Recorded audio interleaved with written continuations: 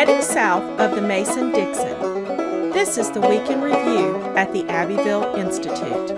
Here is your host, Brian McClanahan. Welcome back to the Week in Review at the Abbeville Institute. This is your host, Brian McClanahan, and this is episode 163, covering the weeks of March 25th through April 5th, 2019. Glad to have you back on the program. Very glad to be here. Don't forget to follow us on Twitter at Abbeville Institute, like our Facebook page at Abbeville Institute, and of course, subscribe to our YouTube page at Abbeville Institute. You can also support the Abbeville Institute by going to abbevilleinstitute.org. Just give us an email address there, and we'll give you a free ebook. You'll get our email list on our email list, Daily Dose of Dixie, Monday through Friday, and our weekly email on Saturday or Sunday, which includes a link to this podcast. You can also support the Institute there by going to abbevilleinstitute.org. At the top of the page, you'll see a tab that says support. Click on that. You'll have donor levels or donor options. If you click on that, you can donate to the Institute annually, monthly, or give a one-time donation. It's all tax deductible to the full extent of the law, so please consider giving us a donation. We do appreciate it, and it helps keep the podcast going, the website up, all of our conferences. All the things we do are part of that process by which you help us along with your financial support. Also, remember that we have our summer school coming up, July. Let's see, it's July. Let me try to think of the dates here. July 21st through 26th, 2019. It will be in Seabrook Island, South Carolina. Information is available on our website, so make sure you go out and check that out. Again, July 21st through 26th. We do have scholarships for graduate students, undergraduate students, and advanced high school students. We want to see as many students there as possible. The topic is the New South and Reconstruction, focusing more on the New South and Southern identity in the New South. So it's going to be a great time. Again, information is available on our website. Make sure you contact Dr. Livingston about that, and his phone number and email address are there. So that's how you would sign up for the summer school. And also we have on the website, abbevilleinstitute.org, where it says support. You have the button that says shop. Click on that. It'll take you out where you can get your Abbeville Institute apparel. That would be embroidered apparel, hats, shirts, polo shirts, great stuff. So go out there and get your Abbeville Institute apparel. Okay. All of that said, last week I was off. So this is why this particular episode 163 will cover 2 weeks of material, and I'm going to highlight a few things that we talked about. There was a theme over these 2 weeks, and it's generally the same thing we do. It seems like frequently, because of course the attacks on the Southern tradition, the South itself, are unrelenting, and I'm not certain it's ever going to get any better. At least not for a while. We've seen, for example, the city of Dallas vote to take down a long-standing Confederate memorial there in a cemetery, in fact. I mean, this is not like it's in a place where you could say, well, it's on a public square, but it's in a cemetery. But it's coming down, the Dallas War Memorial. So, again, this is going to be part and parcel. This is what we're facing across the South. And that's because the Southern tradition has been minimized, and relegated to the dustbin of American history, the insignificant other, or it's just all the bad things. Look, the South is always the bad part of American history, and the North is always the good part. And, of course, we have accepted the narrative that the South was the instigator in the war, that Southerners were traitors, that they deserved to be defeated and then abused during Reconstruction. This is what we've decided collectively as a people. And the problem with that, of course, is that none of that's true. And the challenge that we face in the South and with the Southern tradition, with the Abbeville Institute, is how to explain the Southern tradition, how to explain what is true and valuable in the Southern tradition that people can use. That's very important. What can we use in the Southern tradition? What's valuable in the Southern tradition? And so I want to begin this particular podcast with a piece that I wrote for a Mises talk that I gave in March, just before the last week of March. I think it was on March 22nd. I gave this talk in Auburn, Alabama, and it's the challenge of the Southern tradition. And I went through in this particular piece some of the highlights of what I think are. I was asked to talk about the agrarians, and so I did. And I talked more about the book Who Owns America than I'll Take My Stand, because in my opinion, Who Owns America is a much more interesting book. It's much more prescriptive rather than philosophical, and even though the philosophical part is great, they were well aware by 1936 that the 12 Southerners who wrote I'll Take My Stand, they were well aware of the critiques that came out of that book, the criticisms, and primarily it was that the men who wrote it were not farmers, and now they're asking people to be farmers. And what do they know about farming? They never picked up a plow. These people are academics. And so they wrote this book and expanded it, and it was a way of looking at regionalism, a way of looking at identity, and it was a prescription for how people could wrestle with the modern age. And of course, by the modern age, we're talking about industrialization, and we're looking at the modern age. I mean, look, one of the things I bring up in the book is that Southerners actually, or in this piece, is that Southerners actually like this stuff. I mean, you go around, how many McDonald's are there in the South? Southerners have embraced this modernity that the agrarians were so critical of, because they realized that with modernity, you have tradition set aside. This is something that people like Dabney and others, and this is an issue I talk about in the piece, were realizing in the 1860s and 70s, that with Reconstruction, essentially, it wasn't just about putting back together the Union, and it really wasn't even just about the role of freedmen in society. It was bigger than that.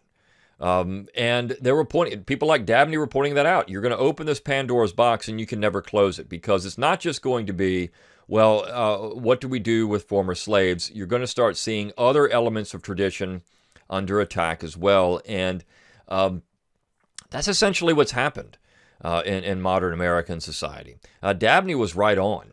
He realized that this was only the beginning in the 1860s, and we've gone through now a couple of different phases of Reconstruction, if not 3 different phases of Reconstruction, and this modern attack on Southern symbols and the Southern tradition, and the acceptance of the terms like traitor and treason, that's all part of it. Those terms were being thrown around also in the 1860s, but nobody bought it because they understood that you can't really say that. The majority of American society, North and South, of course, definitely in the South, but even the North realized that using that term traitor and treason just didn't fit. Southerners were not traitors because they exercised in their mind a constitutional right to secede from the Union. That didn't make them traitors. It didn't make them bad people. It didn't make them enemies of America. It made them distinctively American. And enough Northerners recognized that to forestall any type of retribution against the South. And now the other part, I mean, this is something, when you look at different groups in the South in the Reconstruction New South period, of course, former slaves are a voting bloc. So this is exactly why many of the Northerners wanted former slaves to be able to vote, because they're going to vote Republican. But what about women?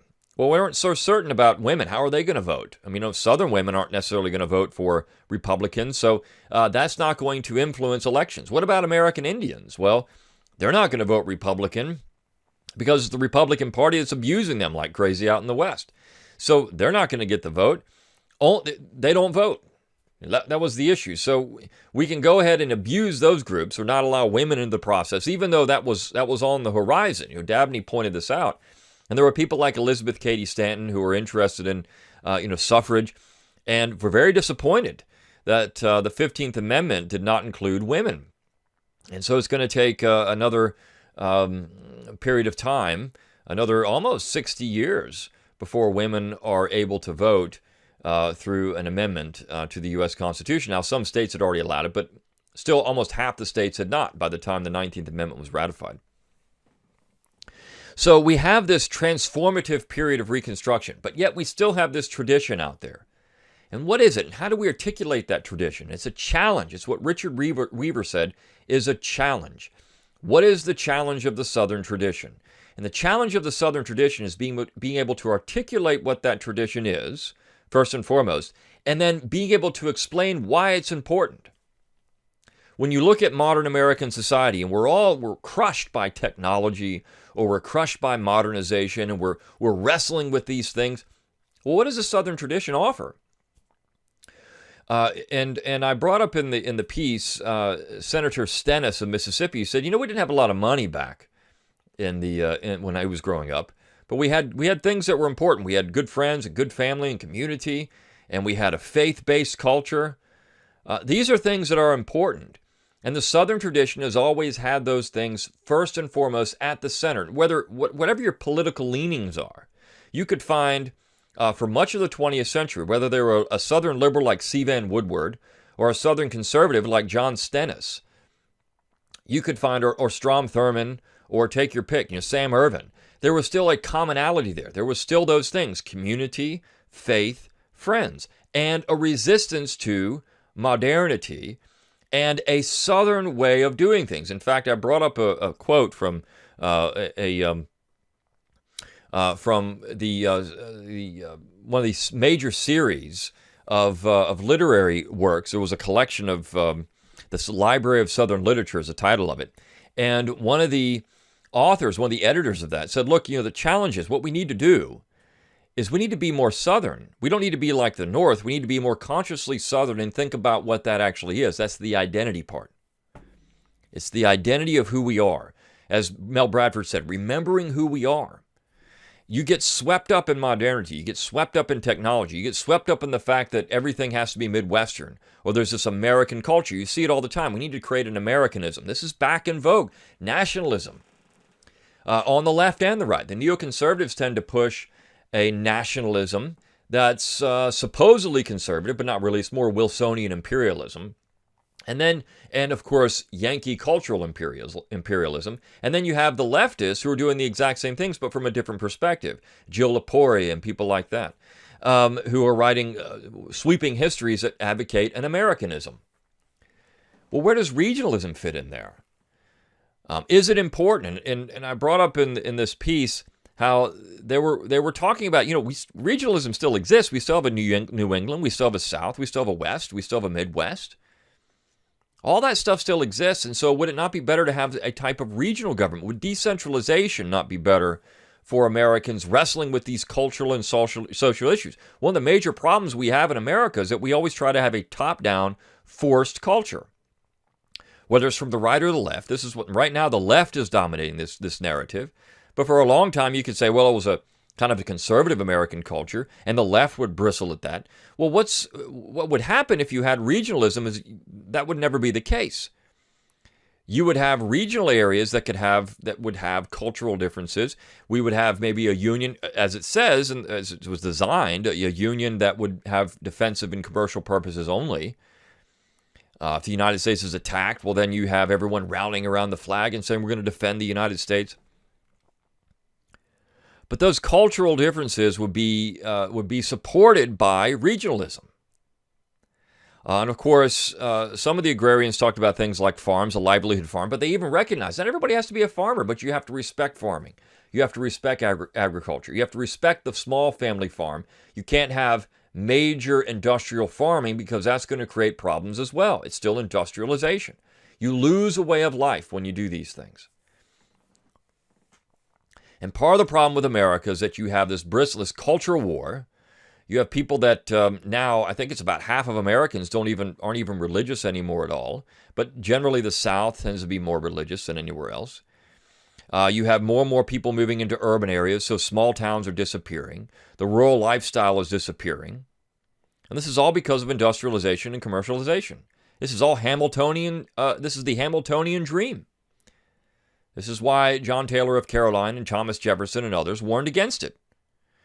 So the challenge of the Southern tradition is trying to explain to people, well, what can the Southern critique of modernity offer moving forward? What do these Confederate statues mean in relation to the Southern critique of modernity? What do they mean about heroism and valor? What do they mean about republicanism with the lowercase r? And tradition? And small government? What does that actually mean? You aren't free if you can't leave. What does culture have to do with a people?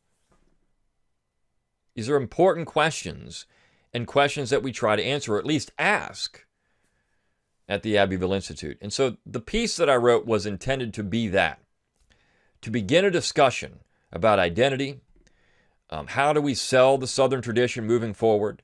How do we articulate a Southern tradition? How do we become more Southern and not like good Northerners? We don't need to look at things from a Northern perspective, but from a Southern perspective. And Southerners recognize they're different. They reckon people that come into the South recognize the South is different. It's not New England. It's not the Midwest. It's not the West. It's not California. It's not New York. There are differences here. And you can have political disputes. And this is one thing we brought up several times, people like Jimmy Carter. Jimmy Carter was purely Southern. We can have political disputes with Jimmy Carter, but Jimmy Carter is a Southerner. And that's what we need to recognize. We've lost that in some ways because Southerners have accepted the Northern critique of the South. And so they no longer think like Southerners. This is happening in the 19th century. It's happening in the early 20th century. And people are saying, look, you need to resist that. Think of the world as more Southern. Think of Robert E. Lee as a symbol of the South. And one of the pieces we ran a couple of weeks ago was from a Northerner, New Yorker, who wrote a glowing essay on Robert E. Lee because Robert E. Lee was put into a Hall of Fame of great Americans in New York. Now, can you imagine that happening today? Clearly not, because Robert E. Lee is nothing but a traitor. Being torn down, his statues are being torn down. His image, his reputation being torn down by the left. But Americans universally, left and right, admired Robert E. Lee. And they admired Lee because he's worthy of admiration. And I know there's these, the Dorothy Pryor book that's out there, Reading the Man, which makes a claim that Lee was all these horrible things with one source. I mean, this is the funniest thing about it. Some of the claims that are put out there, and I've addressed this in several times when you talk about Lee, but some of the most nasty claims made about Lee are from one source. Clearly, one source means that it's 100% accurate. I mean, I read that on Wikipedia, right? This is what you have. Dorothy Pryor, her book, Elizabeth Pryor, not Dorothy. Elizabeth Pryor's book is relying on one source to criticize Robert E. Lee when it talks about, Lee was in favor of the Klan and all these other kind of things. One source from a student who's not very reliable at all. But that's what we have now. This is where we are with Robert E. Lee. And it's unfortunate because Lee is one of the greatest Americans in American history.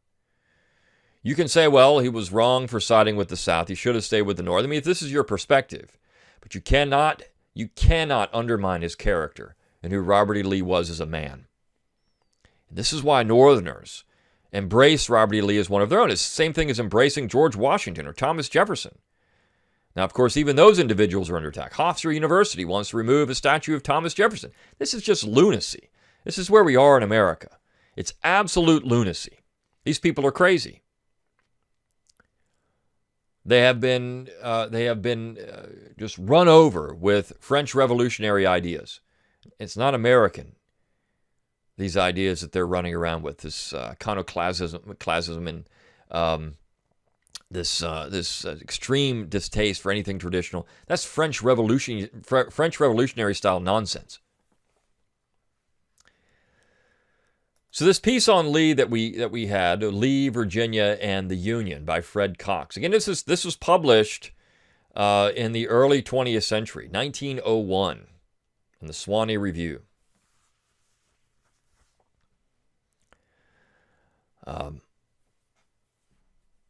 As the piece concludes, he belongs, therefore, not to Virginia and the South alone. He belongs to the whole United States, which, with almost a unanimity of thinking, feeling men in every state, now acknowledges his full round greatness and happily accords him generous rank in this New York Hall of Fame and in the admiration of the whole country and of the world. Now, can you imagine somebody in 2019 writing that? No. But that's because, as we have a piece on Friday, we have an American Taliban. As the more radical Islamist regimes took over in the Middle East because of dislocation and other things, I mean, the American imperialism was certainly part of this. You started seeing the Taliban move into areas, and they were tearing down statues and historical artifacts, ruining these things. Why? Because they could and because they were against their own belief systems. They did not respect history. And these people that are tearing this stuff down, contextualizing it, whatever they're trying to do, they don't respect history. They're trying to rewrite. They're revisionists. They're rewriting everything because it fits their political narrative. And as Boyd Cathy points out in the leftist Long March, the Confederate statues that's just a speed bump. What they really want to do is destroy American tradition. What they really want to do is destroy traditional society. They want to destroy Christianity. They want to destroy everything that gets in their way of their vision of a progressive egalitarian utopia. That doesn't involve Christianity. That doesn't involve Southern symbols or Southern history. It doesn't involve American traditional symbols like George Washington or Thomas Jefferson, because they're evil slave owners. They're the founding racists, as the progressives like to call them. It doesn't involve any of that. It involves American history from 1975 to the present. That's what it involves.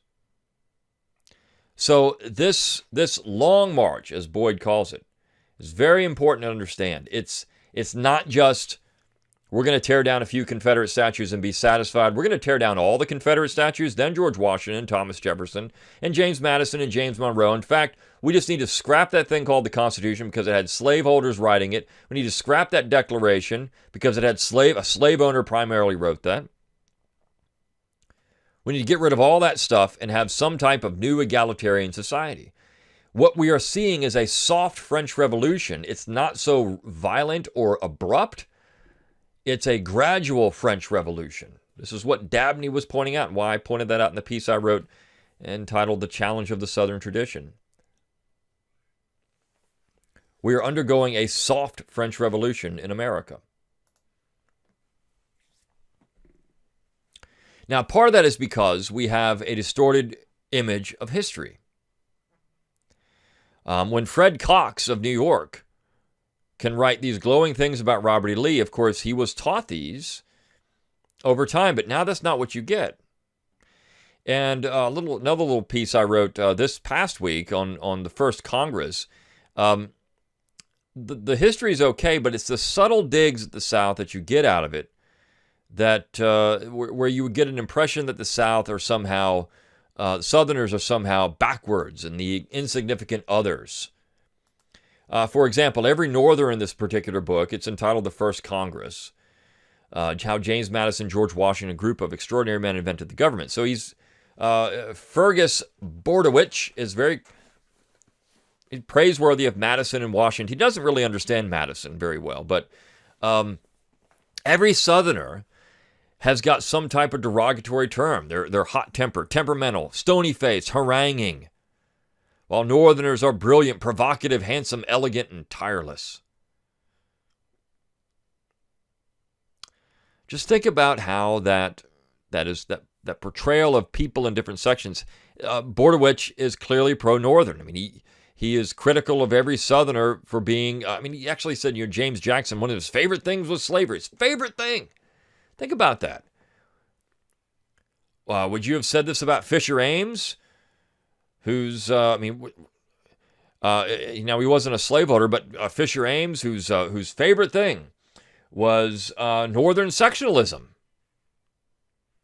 You wouldn't say these things, but yet you can get away with it with Southerners. And of course, because this is the way people are taught, the Southerners are these things, horrible things. This is when you get into the issue of reparations. And Paul Yarborough published a piece on Wednesday, Reparations, Let's Do It, where he gets into this idea, okay, if you want to have reparations, all right, fine, let's consider that, but then consider how broad this needs to be. What about the people that were involved in the slave trade in Africa or in the North? Should they have to pay reparations? How do we determine who's going to get the money? How much African blood do you have to have?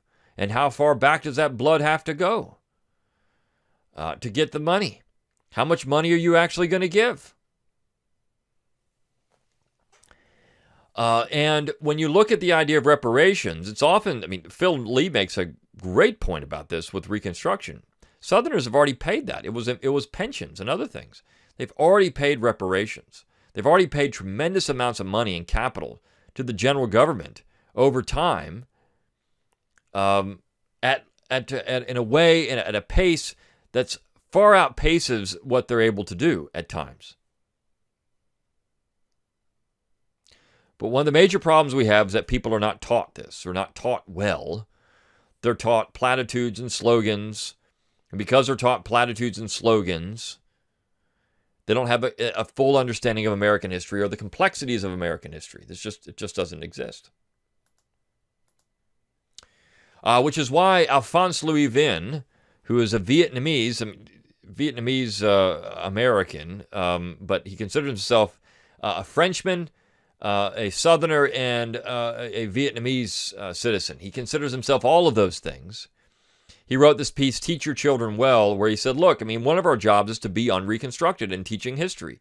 In teaching our family, we have to be unreconstructed. You cannot just buy into the narrative.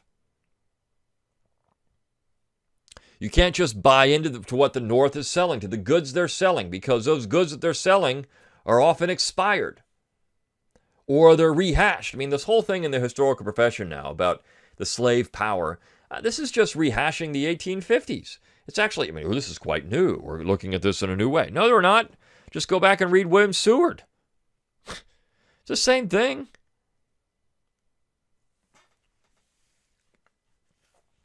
So we have a problem in America. It's a disconnect because of our history. And if you look at where students do the poorest, we put a lot of energy and attention into the STEM areas, math and science.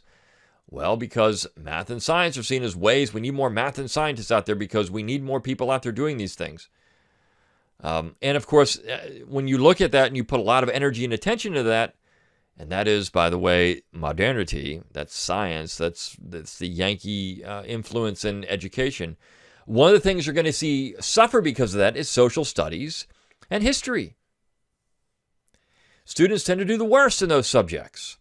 And they tend to do the worst in those subjects. I think there's several reasons. One is because oftentimes you have coach as your history teacher, and so coach doesn't really care about teaching a whole lot. Coach cares about the football game or the baseball game or the basketball game or the tennis match or the volleyball, whatever it is, whatever sport they're coaching. That's what they really worry about.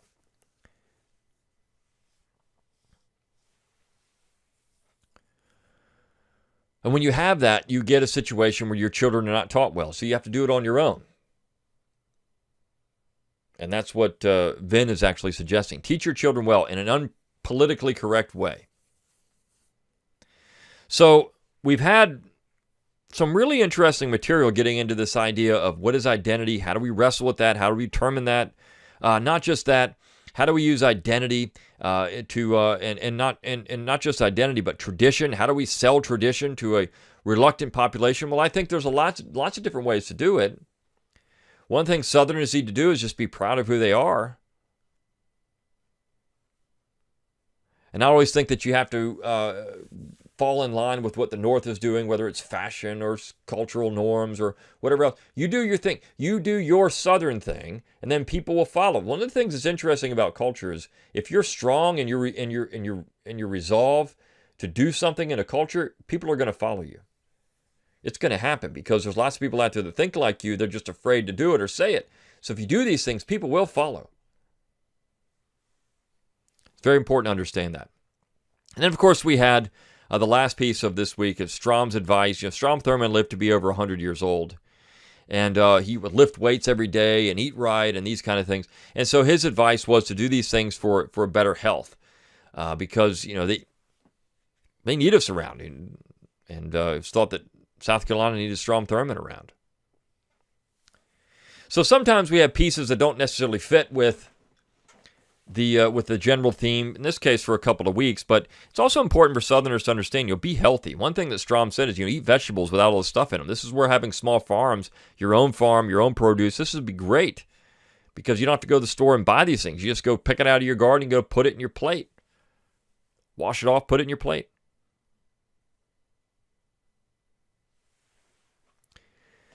So, the Southern tradition, the challenge of the Southern tradition is trying to be more Southern. In an age where Southern is seen as stupid, hayseed, hillbilly, but attempting to be more Southern, to be more cognizant and conscious of who you are. and to preserve those traditions that are so important to the South and to the continuity of America. Living life without a tradition is like sailing in the ocean and trying to anchor without an anchor. You don't have it. You have to have tradition to make things work in society. And I think that that's highly possible, but you have to be consciously thinking about it at all times. That is the challenge of the Southern tradition. Until next time, good day.